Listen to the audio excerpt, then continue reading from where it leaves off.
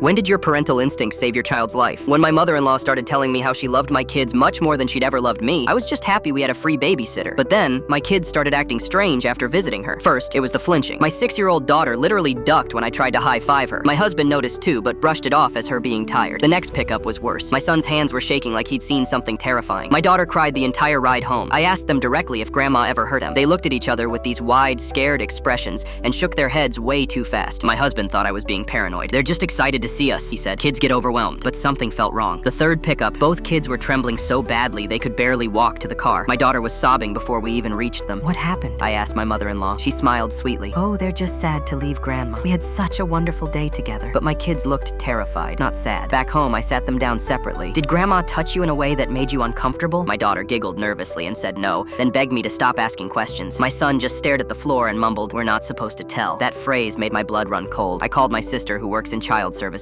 She said the symptoms could indicate trauma and suggested I document everything. The fourth pickup was a nightmare. My son collapsed getting into the car. His skin was clammy and he was barely responsive. "We need to take him to the hospital," I told my husband. "He's fine," my mother-in-law interrupted. "Just a little tired from all our fun activities." But he wasn't fine. In the car, he kept mumbling about feeling sick and dizzy. My husband finally started taking me seriously. "What exactly are you doing with them?" he asked his mother. She got defensive. "I'm spoiling my grandchildren. That's what grandmothers do." That night, I stayed up researching signs of abuse. Everything pointed to some kind of trauma response. The next day, I called my mother-in-law directly. "The kids seem scared after visiting you. Is there something you're not telling us?" She laughed it off. "Don't be ridiculous. They love coming here. We have our special little traditions." I decided to arrive early for the next pickup without warning. When I walked in unannounced, I found both kids sitting on the couch looking dazed and glassy-eyed. There were candy wrappers everywhere. "Surprise visit," my mother-in-law said quickly, sweeping the wrappers into a trash bag. My daughter tried to hide something behind her back. "Grandma said these are our special secret," my son whispered. That's when I noticed both kids were acting hyperactive and unfocused. They were bouncing off the walls one minute and crashing the next. On the drive home, my daughter threw up twice. My son couldn't stop shaking. "Maybe they caught a stomach bug," my husband suggested, but I was starting to piece things together. That evening, I confronted my kids again. "What exactly does Grandma give you that's supposed to be a secret?" They exchanged terrified looks. "She said if we tell, we can't visit anymore," my daughter whispered. "And that Mommy and Daddy would be very angry," my son added. My heart was pounding. "You won't get in trouble," I promised. "Just tell me the truth." My daughter started crying. "Grandma gives us lots of candy and soda. She says it's because she loves us more than you do." Then my husband walked over to the fridge and grabbed a Coke, something he rarely drinks. The second he popped it open, both kids' eyes went huge with recognition. "That's exactly what Grandma gives us," my son blurted out. "The fizzy brown drink. She says it's our special secret." Everything suddenly clicked into place. The shaking, the tears, the flinching, the sickness. It wasn't abuse. It was sugar crashes. Both my kids have severe hypoglycemia. High amounts of sugar can send them into dangerous crashes that mimic trauma responses. My mother-in-law knew about their condition. She'd been there when they were diagnosed. She'd been deliberately giving them massive amounts of sugar and telling them to keep it secret, knowing it could hospitalize them. We went no contact that day.